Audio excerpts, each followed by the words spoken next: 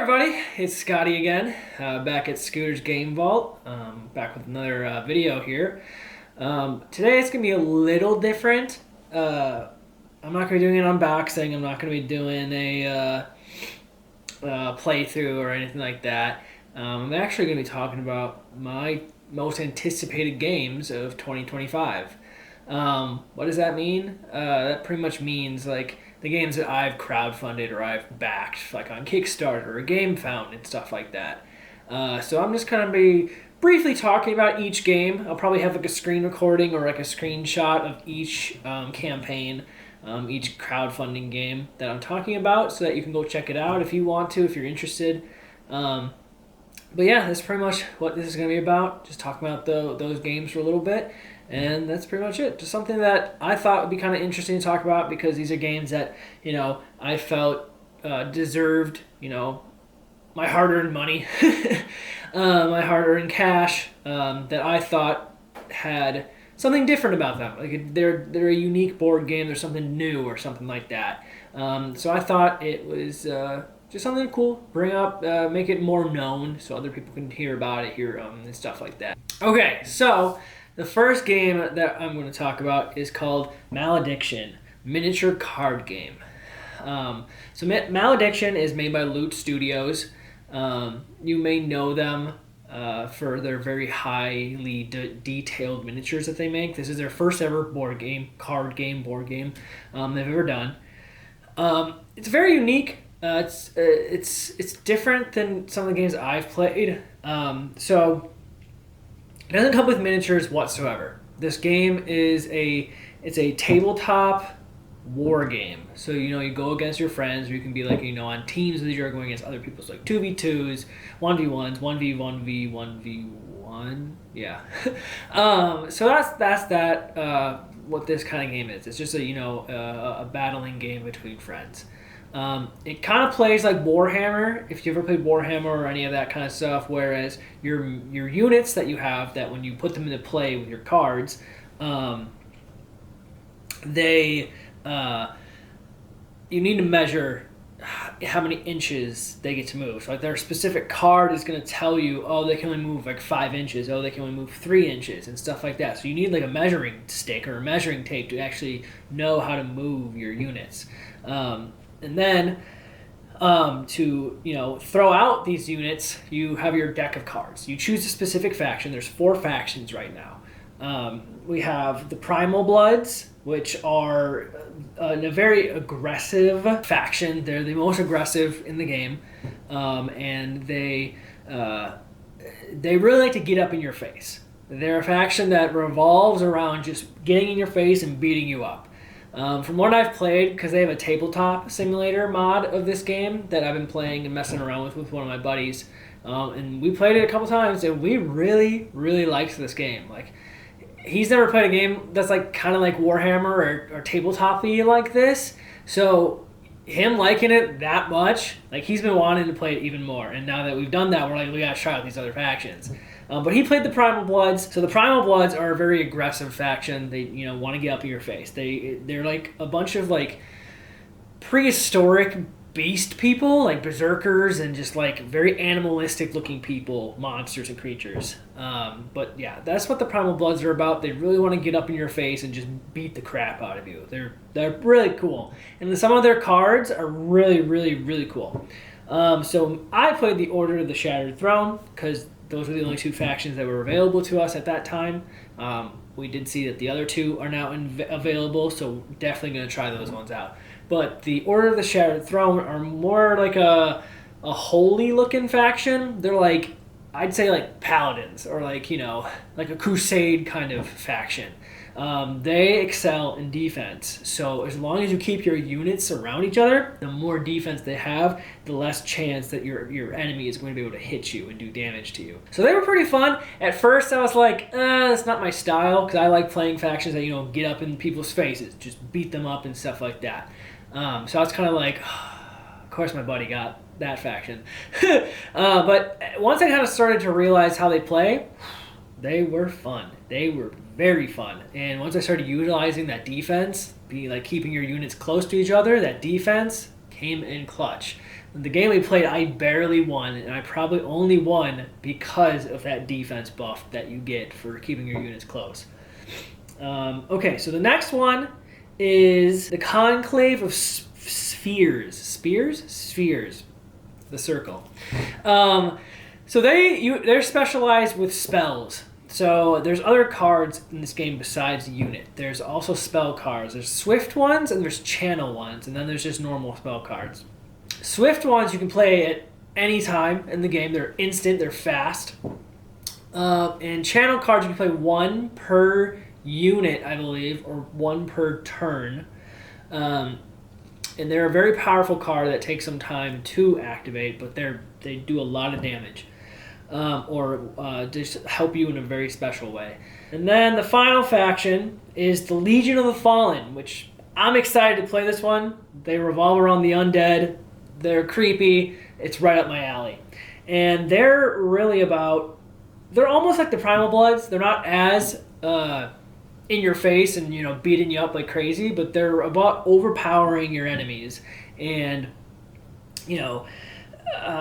just infecting them and doing harm and just damage over time stuff. So they're a very cool faction. I can't wait. I'm going to try them out in the tabletop simulator here soon to just see how they go. You guys can check that out if you want. So let's move on to the next game. Okay, so the next game that I have crowdfunded is called Wroth. W-R-O-T-H. This is a area control game. You play and you can choose multiple different factions. I think there's 5 or 7 different factions. This one comes in March, I believe. It says expected delivery March. And so I'm very excited for this one. It was not too expensive. I got the gameplay all-in pledge, and it was not bad at all, especially because you're just getting everything. So the next one is DC Superheroes United by CMON. I'm sure most of people have heard about Marvel United, which is another CMON game. So what this game is it's a boss battler. It's a very unique game. When I first got Marvel United, I was like, well, this game's pretty interesting, pretty unique. So DC Superheroes United. It's a 1 to 5 player game. Takes roughly 30 minutes. It's a boss battler, and what you do is you choose your heroes, and then you choose your villain. You set up the board. You'll choose different locations to put around the map. You put your villain's thing in there, and your goal is to defeat the villain before it gets its master plan done. This one's really cool. I'm more of a fan of DC over Marvel. So I'm really excited about this one. I didn't go all in on it. I still got quite a bit. But so I'm very excited about this because I like the villains of DC more than I like the villains of Marvel. They're just more unique and just creepier looking in my opinion. So I'm pretty excited about this one. But yeah, you pretty much just set up the board, choose your heroes, and fight the villain. Okay, next up is Grimcoven. This game is by Awakened Realms, and this is probably like my number 1 most anticipated game of 2025. This one is coming out. They pushed it back. They just delayed it, sadly. It was supposed to come out in September. They pushed it back 2 to 3 weeks, so it's kind of landing in October. So fingers crossed this one comes without another delay. So this is another boss battler. Plays a little different than DC Superheroes United. So this is a 1 to 5 player game. Roughly 120 minutes, so a much longer game. But the style, the art, everything about this game just screams me. Like, it's right up my alley for theme and just everything. It's set in like a gothic Victorian era. If you know the game Bloodborne, it's just a very gothic era styled game. And I'm so excited. So in this game, you're fighting a big boss. You're choosing some like really demented, mutated, demonic-looking monster to fight. You choose your hunters and you go to town on this thing. You set up the scenario. You try and find... You set up the scenario as how the rule book says to. So you put the boss in a specific area. You put the elite mobs in the specific areas. And then you pick where your heroes go. Where your hunters is what they are. And so what's cool about this game is just its style and its uniqueness. Like, it's not like unique in a boss battling sense. It's just the style. The art and everything about it is just so unique. I haven't seen a game like this except for Bloodborne, the board game. I think it's honestly even more Bloodborne-y than Bloodborne. So pretty much what happens is you choose your hunters and you try and defeat this boss before it defeats you. And there's a corruption in this game. It's called Lament. And so the more Lament that you get on your character, the more stronger you get, but also corrupted. So when you get enough Lament, your character becomes a corrupted version of themselves. And you flip over their player board and they become this new mutated version of themselves, which is super cool. Like super cool. So that's like one of my favorite things about it, because then you pull out a whole new miniature of that character that's just completely different and creepier looking. So this game I am very, very excited about, because it's just such a cool looking game. I went all in. Like I completely all in pledged this game, because that is how much I am in love with it. I've been playing the tabletop simulator. It takes a little bit to get used to the game. All Awakened Realm games are like this in my opinion. They're just like really hard. The rulebooks kind of suck, not going to lie. I love Awakened Realms games, but the rulebooks suck. So it's a great game. It's fun. They've been updating the tabletop simulator. If you don't have tabletop simulator, highly recommend it. You can try all board games pretty much on there. I've been able to play a lot of the games that I've backed on there, so it kind of helps. But yeah, this one I am super stoked for, and I can't wait. Can't wait for it. The next one up is The Dead Keep by Simon Games. The Dead Keep is kind of like another Zombicide game, just with a different art style director, or a different art style by somebody. Paul Bonner is who it was. It's from his original design that went into these. And so The Dead Keep is a 1 to 6 player game. Takes roughly 90 minutes. And it's pretty much like Zombicide. You choose a scenario, you choose your heroes, and these zombies, these zombie trolls, ogres. I don't even know what to call these things, but they're really cool looking. But it plays like Zombicide. You try to survive, but with this one, you try to get to this big boss, this big monster that's put up on a pedestal. And once you get there, defeat that. I'm assuming that's how you beat the game. That's how you beat the scenario or the mission that you're playing on. This game is supposed to come out... Well, it was supposed to come March of this year, and now they've delayed it all the way to Q3, I think. July, August, September is probably the time frame it's going to be coming now. But I am very, very excited for this one. It's just a very unique art style, and it just looks really cool. So I'm pretty excited for this one, and yeah, that's pretty much it with Dead Keep. They haven't really been updating much on it, so we haven't seen the progress of things. But from what they have shown us, the game is looking really good. So I'm really excited about that. And then next up is Leviathan Wilds. It's the second printing of this game, plus their Deep Veil expansion. So this is another boss battler game. This is by Moon Crab Games. And this is another boss battler. It's a 1 to 4 player game, 60 minutes, and it's pretty unique. I was going to back the Kickstarter when it first came out, but I decided not to. I don't know why. Maybe it was just money stuff. But it looks really cool. And so when I saw it coming back on Gamefound, I was like, okay, I'm definitely doing this. It made me want to buy it on the Kickstarter. So now that that's a second chance, it must be a sign. So this one's pretty cool. You have a giant booklet of monsters, and you can choose whichever one you want, and you have like these little meeples, and you use them to climb the monster pretty much. Like you have them in the book, and you're climbing the monster to fight this monster. I think it's like, if you know the game Shadow of the Colossus, you climb these giant monsters and you find their weak spots and you kill them. So that's pretty cool. It's a very unique, different take of a boss battler, so I'm pretty excited about that. Can't wait to see it in person. This one comes in May, I think. March or May. So we're coming pretty soon here, and I'm pretty excited. So I can't wait for this one. But yeah, that is Leviathan Wilds. So next up, we're moving over to Kickstarter, because now I got more games backed on there. Don't tell my wife. So next up is Zombicide White Death. So as you guys know, Zombicide is one of my favorite board games of all time right now.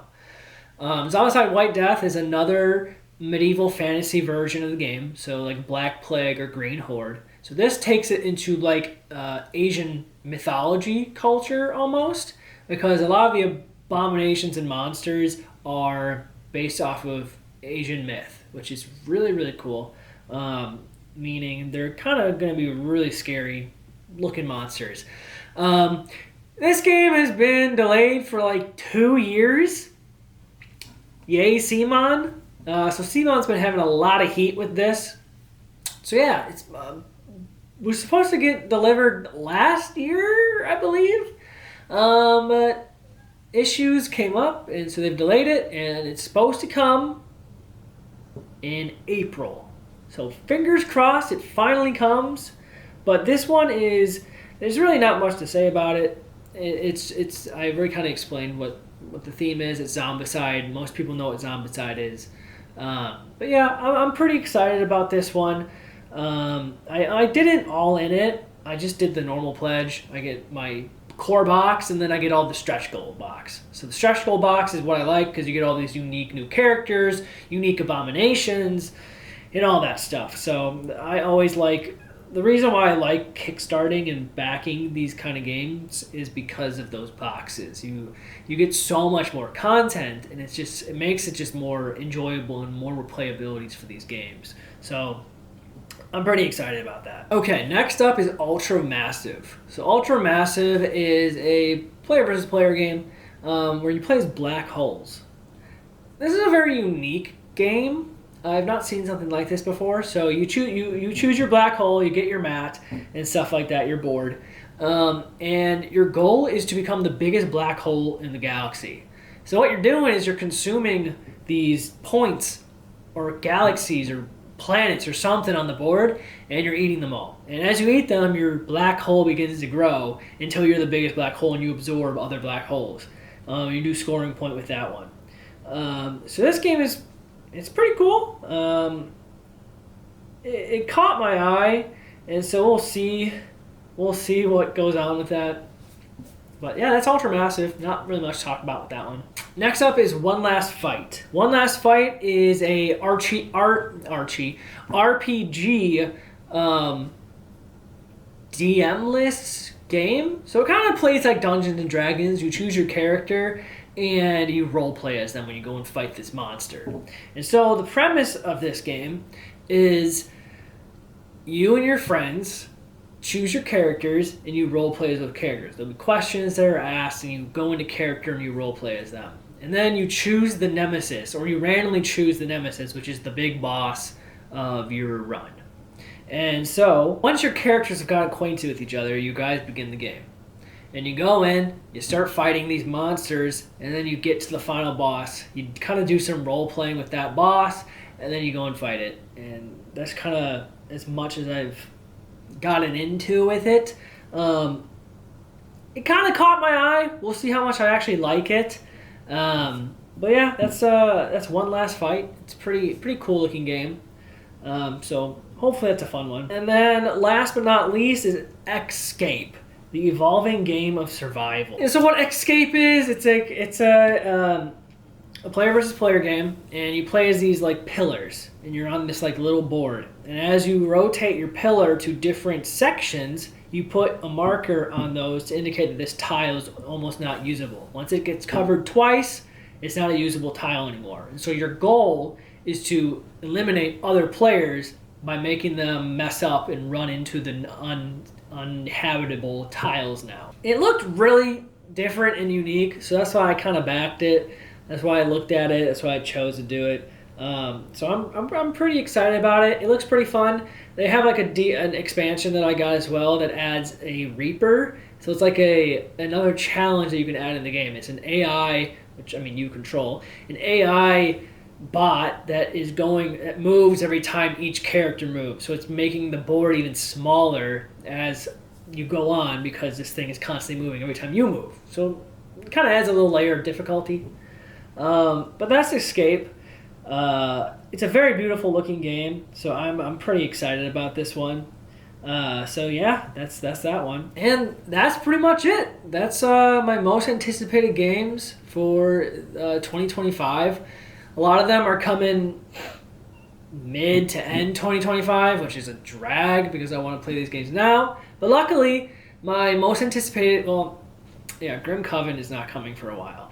But my second most anticipated, Malediction, comes in April. So I can't wait. I cannot wait to put that on the table. I'm super, super excited for that one.